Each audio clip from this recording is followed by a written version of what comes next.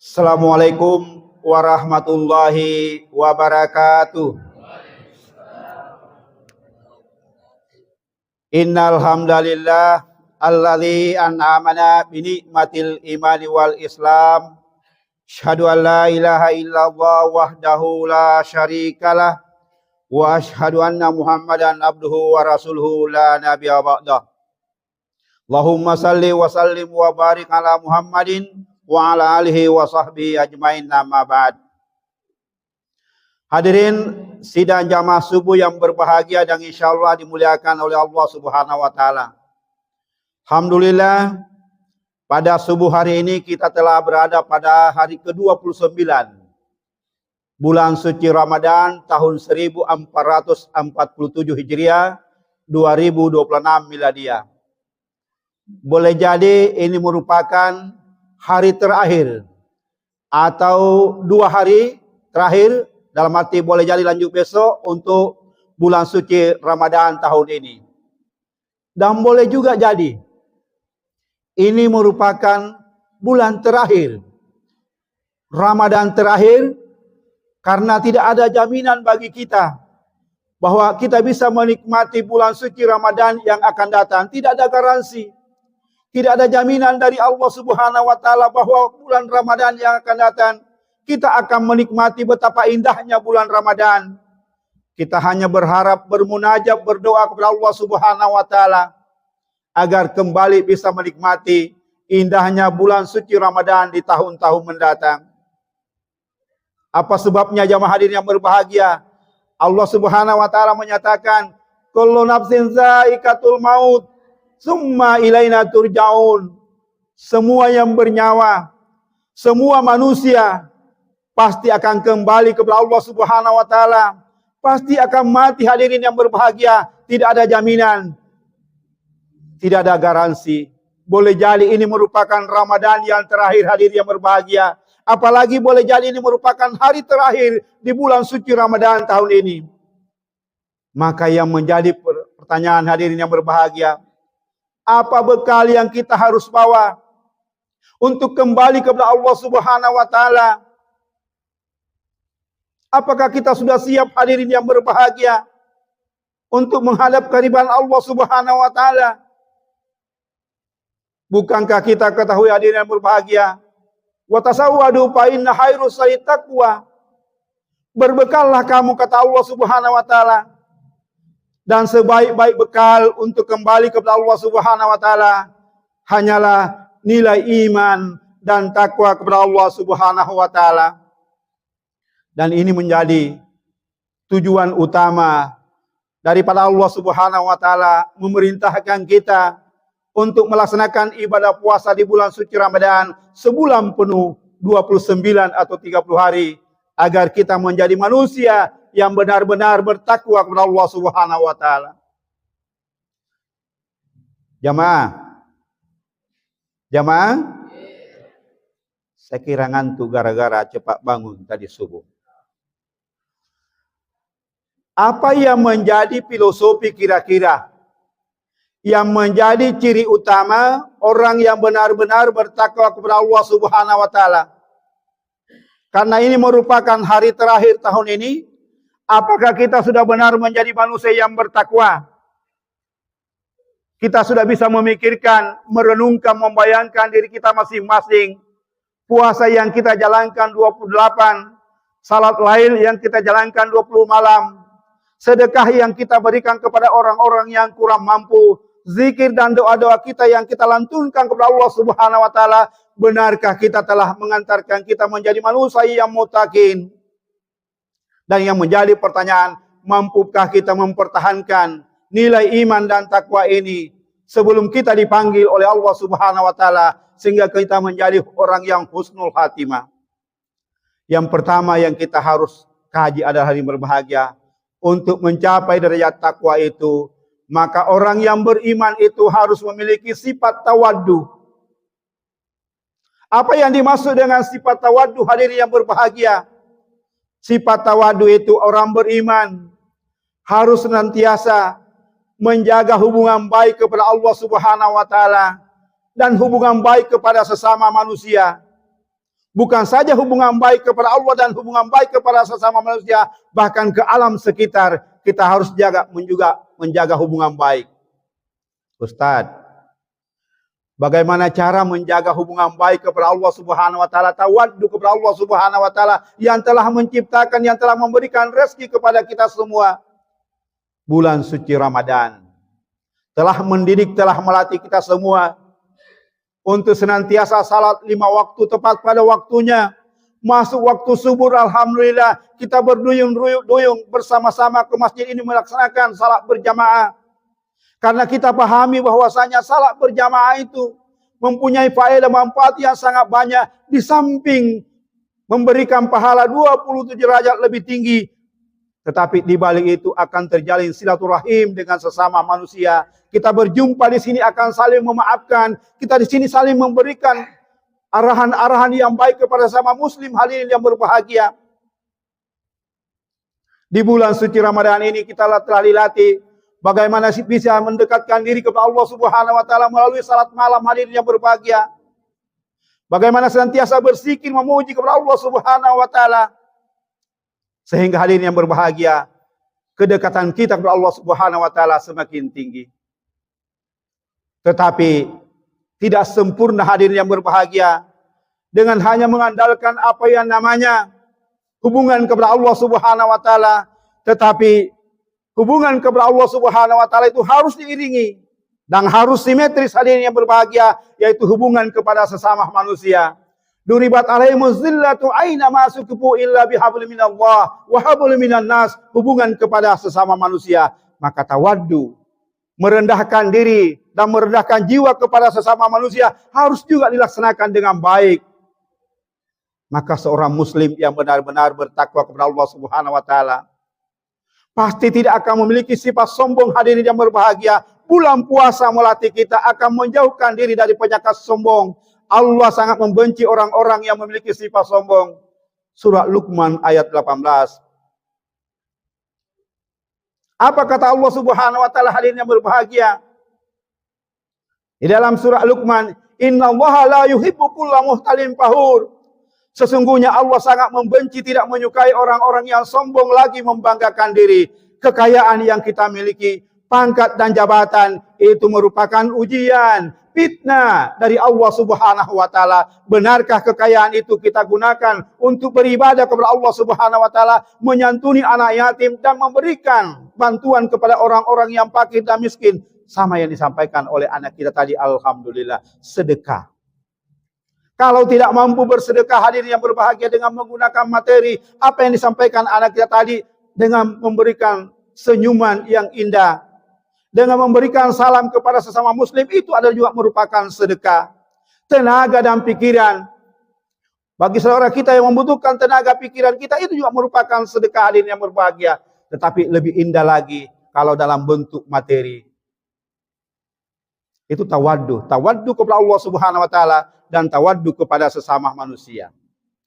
Yang kedua hadirin yang berbahagia, apa yang kita harus lakukan agar mampu mempertahankan nilai iman dan takwa kepada Allah Subhanahu wa taala yang mengantarkan kita menjadi orang yang husnul khatimah, yaitu senantiasa memiliki sifat qanaah. Apa yang dimaksud dengan sifat qanaah hadirin yang berbahagia? Sifat qanaah seorang muslim itu senantiasa merasa cukup dengan apa yang dimiliki sekarang. Maka hadirin yang berbahagia, orang yang beriman bertakwa itu begitu mendapatkan rezeki dari Allah Subhanahu wa taala, yang pertama harus lakukan adalah ingat kepada Allah Subhanahu wa taala dengan mengucapkan alhamdulillahirabbil alamin. Seorang tukang beca mendapatkan boleh jadi dari penumpang Rp10.000 akan mengucapkan alhamdulillahirabbil alamin. Tukang bentor, tukang ojek, Maxing, Grab dan sebagainya mendapatkan misalnya upah sekitar Rp100.000 per hari hadirin yang berbahagia, maka mereka akan mengucapkan alhamdulillahirabbil alamin. Pegawai kantor yang senantiasa tulus ikhlas melayani masyarakat dengan sopan dan santun, begitu mendapatkan gaji misalnya Rp3 juta, alhamdulillahirabbil alamin. Guru dosen mendapatkan gaji sekitar Rp4 juta juga mengucapkan alhamdulillahirabbil alamin. Dokter polisi, tentara, apalagi pejabat mendapatkan tunjangan hadirin yang berbahagia tinggi, maka pasti akan lebih mengucapkan lagi alhamdulillahirabbil alamin. Tetapi tidak cukup dengan hanya mengucapkan di lisan alhamdulillahirabbil alamin. Syukur yang paling hakiki, syukur yang paling sebenarnya hadirin yang berbahagia, selain ingat kepada Allah Subhanahu wa taala, gunakan rezeki itu, gunakan harta itu untuk benar-benar beribadah mengabdi kepada Allah Subhanahu wa taala, menggunakan pakaian yang indah, pakaian yang bagus dan suci untuk berangkat ke masjid untuk melaksanakan salat berjamaah. Gunakan rezeki itu untuk memberikan bantuan pembangunan atau pemeliharaan masjid. Berikan bantuan untuk anak yatim, orang-orang miskin di sana hadirin yang berbahagia. Makanya Allah Subhanahu wa taala menyatakan di dalam Al-Qur'an surat Al-Imran ayat 134, alladzina yunfiquna bis-sarra'i wad-dharra. Orang yang bertakwa itu akan senantiasa ikhlas untuk memberikan sedekah, untuk menginfakkan sebagian rezeki yang diberikan oleh Allah bis-sarra'i, di waktu senggang, di waktu kaya. Kalau orang kaya tidak mengeluarkan infak sedekah, naudzubillahi min dzalik, tak lewaki. Tetapi ternyata Allah Subhanahu wa taala menyatakan, bersedekahlah kamu, berinfaklah kamu hadirin yang berbahagia, kata Allah, wad-dharra, meskipun di waktu sempit, meskipun kita di waktu miskin. Boleh jadi kita miskin, tetapi ada keluarga kita yang jauh lebih miskin. Ada tetangga kita yang jauh lebih miskin dibandingkan dengan kita. Maka kita berangkat ke lelang hadirin yang berbahagia di Raja Wali. Kita misalnya membeli 5 sampai 10 ekor ikan bandeng hadirin yang berbahagia. Ada keluarga kita, ada tetangga kita yang jauh lebih miskin. Bawakan 1 ekor ikan bandeng. Ada tetangga kita kasihan, pergi berobat saja di puskesmas, tidak ada tukang untuk biaya ojeknya, berikan Rp5.000. Maka hadirin yang berbahagia, orang yang bertakwa itu setiap gaji, setiap upah, setiap rezeki yang didapatkan, dia akan keluarkan minimal 2,5%. 2,5% hadirin yang berbahagia. Umat Islam itu, ya sebenarnya Allah Subhanahu wa taala sangat sayang kepada orang-orang Islam. Iya. Tidak ada sifat ego, tidak ada sifat yang terlalu boros dan sebagainya. Coba orang-orang Yahudi. Bayangkan orang-orang Yahudi, saya baca itu, orang-orang Yahudi itu bayangkan dia pendapatannya dia keluarkan 30%. Dia keluarkan 30% untuk kepentingan agamanya orang-orang Yahudi. Orang Nasrani, saya banyak temanku orang-orang Nasrani, itu minimal dia 10% keluarkan untuk kepentingan agamanya. Maka bayangkan gereja cepat terbangun karena memang dikeluarkan dia minimal 10%. Kita umat Islam minimal 2,5%, tetapi masih berpikir-pikir.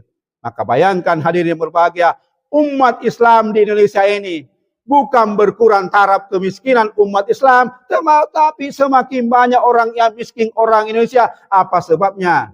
Orang-orang yang kaya, dia menimbun-nimbun hartanya. Hidup bermewah-mewah hadirin yang berbahagia. Tidak lihat keluarganya bangkrut, tetangganya miskin hadirin yang berbahagia. Berangkat saja berobat ke puskesmas tidak mampu. Nauzubillah.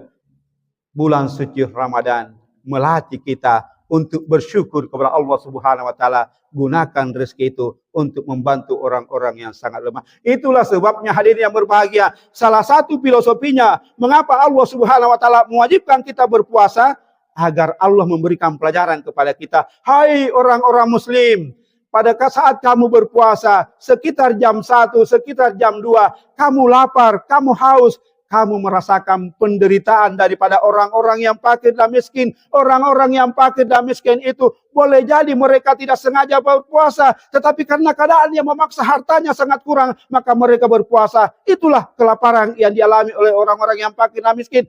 Orang kaya nikmati penderitaan orang-orang yang miskin. Maka dianjurkan kita mengeluarkan, yaitu namanya zakat fitrah. Barang siapa yang tidak mengeluarkan zakat fitrah, maka puasanya tidak diterima oleh Allah Subhanahu wa taala, tergantung antara langit dan bumi. Masih ada waktu mengeluarkan zakat fitrah. Di samping zakat fitrah hadirin yang berbahagia, orang yang kaya diwajibkan untuk mengeluarkan zakat mal atau zakat harta. Barang siapa orang kaya tidak mengeluarkan zakat harta hadirin yang berbahagia, di padang mahsyar nanti akan dikalungkan hartanya. Betapa beratnya hadirin yang berbahagia, siksa yang amat pedih. Nauzubillahi min dzalik. kayaknya 20 menit melalui SMS. Sudah 18 menit. Ya. Lagi 3 menit. Sifat syukur kepada Allah Subhanahu wa taala jangan juga bersifat pesimis. Dia katakan, gaji saya sudah ada 2 juta rupiah per bulan, upah saya. Kalau begitu diam-diam. Ternyata orang Islam itu, ajaran Islam itu sangat sempurna. Di samping kita berterima kasih kepada Allah Subhanahu wa taala, jangan juga bersifat malas-malasan. Karena Allah Subhanahu wa taala menyatakan di dalam Al-Qur'an surat Al-Jumu'ah, fa idza qudiyatis sholatu fantadlillah waskurullaha katsiran la'allakum tuflihun. Coba kita lihat. Selesai mendirikan salat, fantasiru fil ard. Kita disuruh oleh Allah Subhanahu wa taala bertebaran di muka bumi ini sesuai dengan profesi, sesuai dengan pekerjaan kita masing-masing. Carilah karunia Allah. Apapun pekerjaan kita, tetapi ingat Allah kasiran, ingatlah Allah sebanyak mungkin. Kalau kita ingat Allah sebanyak mungkin, maka insya Allah tidak ada pelanggaran, tidak ada dosa yang kita lakukan. Yang terakhir hadirin yang berbahagia, umat Islam itu supaya menjadi husnul khatimah, bekal untuk menuju alam akhirat, berjumpa dengan Allah Subhanahu wa taala, mempertahankan nilai iman dan takwa kepada Allah Subhanahu wa taala adalah yaitu bersifat wara. Apa yang dimaksud dengan sifat wara hadirin yang berbahagia? Senantiasa berhati-hati di dalam hidupnya. Mulai bangun dari subuh hari sekitar jam 4 hadirin yang berbahagia, siang pagi, siang malam, senantiasa menjaga dia punya lisan. Jangan sampai lisannya itu menyinggung perasaan orang lain. Jangan sampai ucapannya itu menyakiti hati orang lain hadirin yang berbahagia. Puasa telah melatih kita supaya mulut ini, lidah ini dijaga hadirin yang berbahagia. Jangan sampai perkataan kita hadirin yang berbahagia membuat orang hadirin yang berbahagia jauh dari kita hadirin yang berbahagia. Perbuatan yang sangat sia-sia, apalagi perbuatan kotor hadirin yang berbahagia, berdusta hadirin yang berbahagia, pasti kita akan hindari, bersifat wara, hati-hati. Jangan sampai kita melakukan apa yang namanya korupsi, mencuri hadirin yang berbahagia, pasti kita akan jauhi. Yang paling ideal lagi hadirin yang berbahagia, jamaah modern ini yang kita harus berhati-hati sebagai seorang orang tua. Jangan sampai kita rajin ikut majelis taklim. Jangan sampai kita rajin melaksanakan salat berjamaah. Tetapi anak kita hadirin yang berbahagia jauh dari masjid, jauh dari ajaran Islam. Alhamdulillah, anak kita tadi ini orang tuanya sangat soleh. Orang tuanya selalu membimbing, mendidik anaknya untuk senantiasa belajar agama. Sehingga bisa tampil di podium ini hadirin yang berbahagia. Generasi pelanjut insya Allah ananda. Luar biasa. Tanggung jawab orang tua harus berhati-hati. Jangan sampai kita sudah bisa masuk ke dalam surganya Allah Subhanahu wa taala, tetapi anak kita protes. Ya Rabb, ya Tuhan kami, orang tua betul rajin membaca ayat-ayat suci Al-Quran, tadarus tiap hari, rajin bersedekah, rajin salat berjamaah, rajin salat lail. Tetapi apa yang terjadi hari ini? Mereka melalaikan saya, tidak pernah membimbing saya untuk dekat dengan kamu ya Allah. Maka tundalah dia masuk ke dalam surga. Pertanggungjawabkan di hadapanmu ya Allah. Karena tidak bertanggung jawab mendidik anaknya. Terima kasih karena lebih dari 1 menit. Mohon maaf atas segala kekurangan. Fastabiqul khairat. Wabillahi taufiq wal hidayah. Wassalamualaikum warahmatullahi wabarakatuh.